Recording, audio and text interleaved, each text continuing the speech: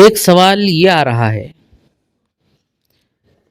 کہ آج کل بال اتارنے کے لیے یا پر اتارنے کے لیے مرغی کو گرم پانی میں ڈالا جاتا ہے، تو ایسی مرغی کے استعمال کا کیا حکم ہے؟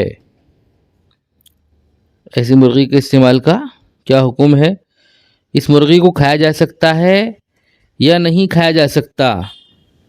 تو اس کا جواب یہ ہے کہ اگر کھولتے ہوئے پانی میں مرغی ڈالی اور اتنی دیر اس کے اندر رکھی کہ اس کے پیٹ کی نجاست گوشت میں سرایت کر جانے کا ظن غالب ہو تو یہ نجس ہو گئی۔ البتہ اگر پانی گرم ہو مگر کھول نہ رہا ہو اور مرغی اس میں بہت دیر تک نہیں رکھی یا کھولتے پانی میں ڈال کر فوراً نکال لی تو اب اس کا گوشت ناپاک نہ ہوگا۔ لیکن عام طور پر ہوتا یہی ہے کہ لوگ مرغی کو ڈالتے ہیں اور پانی کی ہٹ اتنی ہوتی ہے، وہ اتنا گرم پانی ہوتا ہے کہ اندر کی جو نجاست ہے وہ بھاپ بن کر پوری مرغی کے اندر مل جاتی ہے، تو پوری مرغی نجس ہو جاتی ہے، ناپاک ہو جاتی ہے۔ ظاہر ہے پھر اس مرغی کا کھانا درست نہیں ہے۔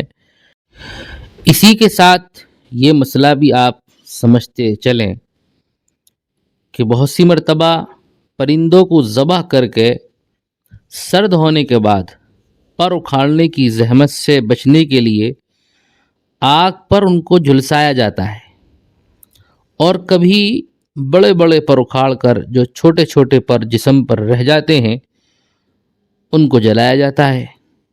تو چونکہ ابھی اس کے پیٹ سے آلائش نہیں نکالی گئی، اس لیے اس کا کیا حکم ہے؟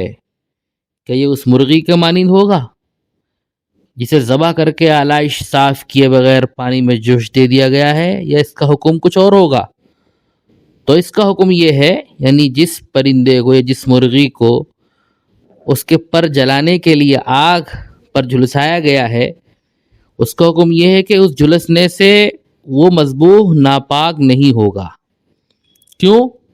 اس لیے کہ یہ جو جھلسنا ہوتا ہے یہ بہت معمولی ہوتا ہے، جس کا اثر صرف چمڑی تک رہتا ہے، اندر نجاست تک اس کا اثر نہیں پہنچتا۔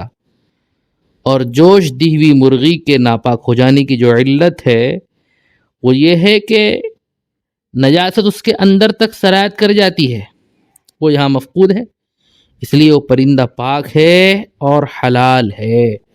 خلاصہ یہ نکلا کہ پر اکھاڑنے کے لیے، یہ کہ پروں کو دور کرنے کے لیے، چھوٹے پروں کو جلانے کے لیے آگ پر پرندے کو جھلسایا جائے تو اس کا کھانا درست ہوتا ہے، اس ذبح کیے ہوئے پرندے کا، کیونکہ اس کا اثر صرف چمڑی تک رہتا ہے، اندر تک نہیں جاتا۔ اور اگر مرغی یا پرندہ پانی میں ڈالا جائے، گرم پانی میں، اس کو باقاعدہ ابالا جاتا ہے، بڑی ہٹ ہوتی ہے اس پانی کی، تو پھر اس کا کھانا جائز نہیں ہوتا ہے، وہ ناپاک ہو جاتا ہے۔